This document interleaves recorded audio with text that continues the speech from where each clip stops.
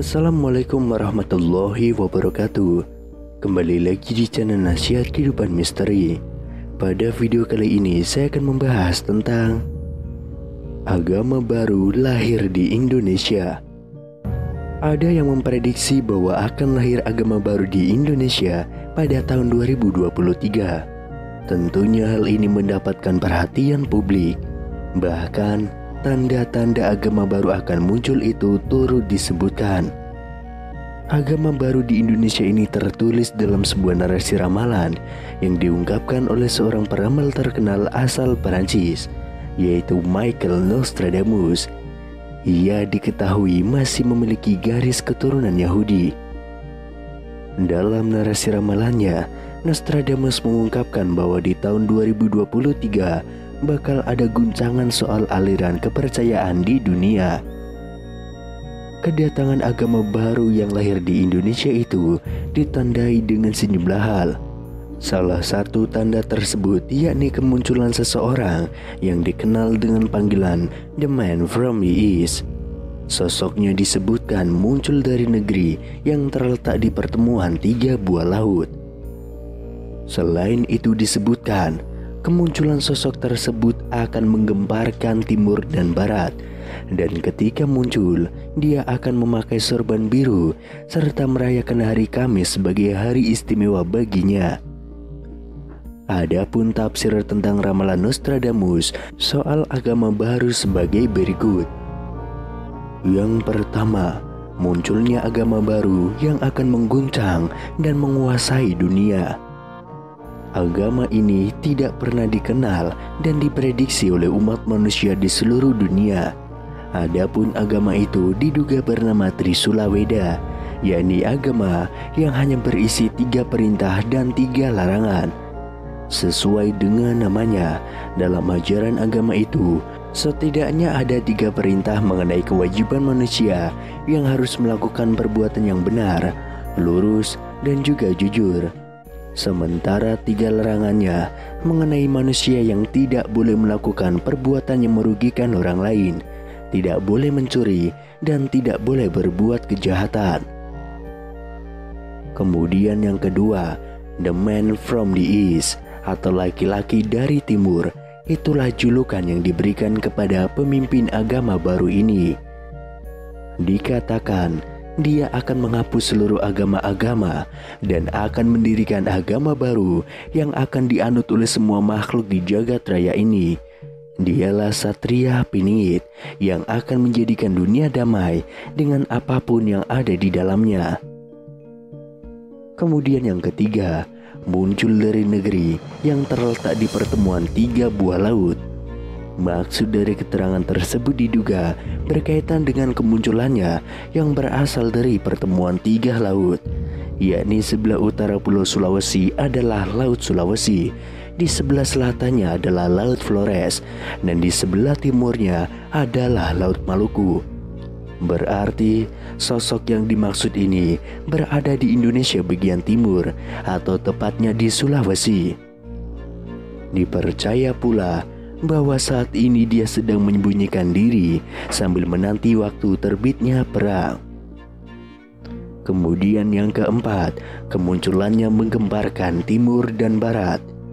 Diperkirakan maksudnya kemunculan sosok tersebut bakal menggemparkan seluruh dunia beserta seluruh isinya.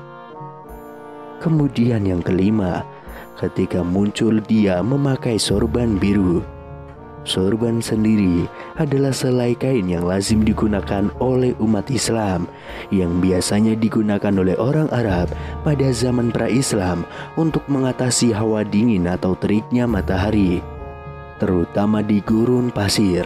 Karena di gurun pasir sendiri, suhu di siang harinya bisa menjadi sangat panas dan suhu di malamnya bisa menjadi sangat dingin. Kemudian yang keenam, merayakan hari Kamis sebagai hari istimewa. Berbeda dari umat Islam yang menganggap bahwa hari Jumat adalah hari penuh keberkahan, nantinya dalam agama ini akan merayakan hari Kamis sebagai hari istimewanya. Dia juga tidak mau menggunakan hari Sabtu karena hari Sabtu sudah diistimewakan oleh agama Yahudi. Demikian pula pada hari Minggu, dia juga enggan menggunakan hari Minggu sebagai hari istimewanya karena telah diistimewakan oleh agama Nasrani. Kendati demikian, tidak diketahui lebih lanjut kebenaran dari narasi soal ramalan di tahun 2023 ini yang menyebutkan akan ada agama baru lahir di Indonesia tersebut. Selain Michael Nostradamus, Prabu Jayabaya juga meramalkan hal yang sama untuk Indonesia. Prabu Sri Aji Jayabaya merupakan raja yang paling diingat masyarakat karena berbagai ramalannya. Prabu Jayabaya diperkirakan memerintah kerajaan Panjalu atau Kediri pada tahun 1135 sampai 1157 Masehi. Prabu Jayabaya merupakan putra Raden Panji dari Kerajaan Jenggala dan Putri Sekartaji dari Daha. Pada masa Prabu Jayabaya memerintah, Kerajaan Kediri mencapai puncak kejayaannya. Prabu Jayabaya juga menulis ramalan akan masa depan yang kemudian diyakini banyak yang telah terjadi. Ramalannya ditulis dalam bentuk kakawin atau tembang Jawa. Kakawin ini berupa 21 pupuh berirama asmarandana, 29 pupuh berirama sinom, dan 8 pupuh berirama dandanggulo yang kemudian dikenal dengan kitab Musarar. Masyarakat kemudian mencari makna dari tembang tersebut dan dihubungkan dengan masa depan. Ramalan Jayabaya diperkirakan akan berlangsung hingga tahun 2100 mendatang. Ramalan Jayabaya banyak yang mengupas mengenai situasi dan kondisi di Nusantara, khususnya di Pulau Jawa. Salah satu ramalan Jayabaya yaitu, besok nek wis ana kreta mlaku tanpa jaran, tanah Jawa kalungan wesi, prau mlaku ing awang-awang, kali ilang ketunge, pasar ilang kumandange. Iki tondo yen jaman Jayabaya wis jeda. Yang artinya, besok jika sudah ada kereta berjalan tanpa kuda, tanah Jawa berkalung besi, perahu berjalan di angkasa, sungai hilang lubuknya, pasar hilang kumandangnya, itulah pertanda zaman Jayabaya sudah dekat. Sejumlah pengamat menilai ramalan Jayabaya memiliki sifat keluasan atau plastisitas sehingga cocok ditetapkan di berbagai zaman.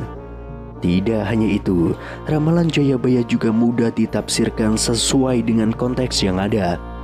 Meski demikian, ada juga sejumlah ramalan yang belum terjadi. Salah satu yang populer yakni mengenai Satrio Piningit.